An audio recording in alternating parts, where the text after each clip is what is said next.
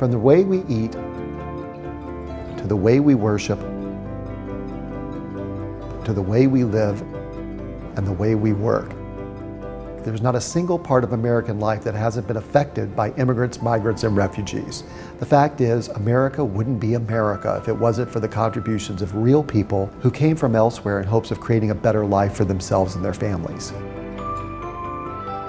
In 1988, a woman named Ruth Abram found a dilapidated building that had been condemned for over 50 years at 97 Orchard Street on the Lower East Side of Manhattan. A lot of people saw a ruin and an eyesore. What Ruth saw was a new way to help people understand and appreciate the contributions of immigrants, migrants, and refugees to the creation of our nation, as she began the Tenement Museum.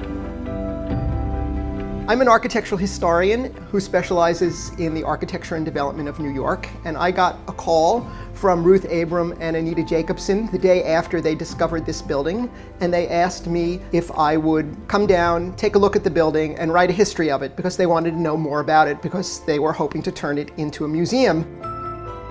The day I came down completely changed my life. You felt the lives of thousands of people who had lived here. It was a moving experience, and I have been involved ever since. The Lower East Side is crucial to an understanding of American immigration. The Port of New York was the major port in the 1840s for immigrants when they arrived in America. Significant numbers stayed in New York, and this is the genesis of tenements. The Lower East Side becomes one of the first neighborhoods where large numbers of tenements are built.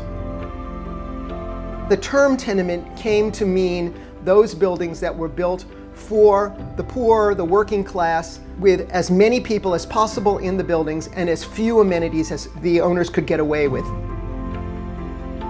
97 Orchard Street had 22 families and 2 storefronts. It typified the types of tenements that were going up on the Lower East Side at the time. Using all kinds of historical records, from census records to city directories to employment records, what we've tried to do is to reconstruct the lives of people who lived in our historic buildings on Orchard Street. You'll walk away knowing families who actually lived here: the Moores, the Baldizis, the Rogaszewskis, the Wongs, the Saez-Velez family. You'll feel like you know them. You'll feel like they're your neighbors. It's essential, I think, for our visitors to understand what it was like to try and carve out a life as a newcomer to New York and to the United States in these specific buildings, with all of the difficulties and challenges that brought, whether that was overcrowding or lack of what you would think of as sanitary facilities. These are individuals who have internal contradictions, personal failings, complicated lives, just like you and I. No matter where you come from or what your own historical background is, you'll find something you can relate to and something that you'll be inspired by in the stories of the families that lived on Orchard Street. Regardless of where we came from or our historical experience, I think America is a nation that's founded on the hope of a better life. We believe in the end that America wouldn't be America without what immigrants, migrants, and refugees have contributed, and we hope to educate people both in New York and beyond about those contributions. The Tenement Museum is looking into the future and looking at how we can spread the story beyond the walls.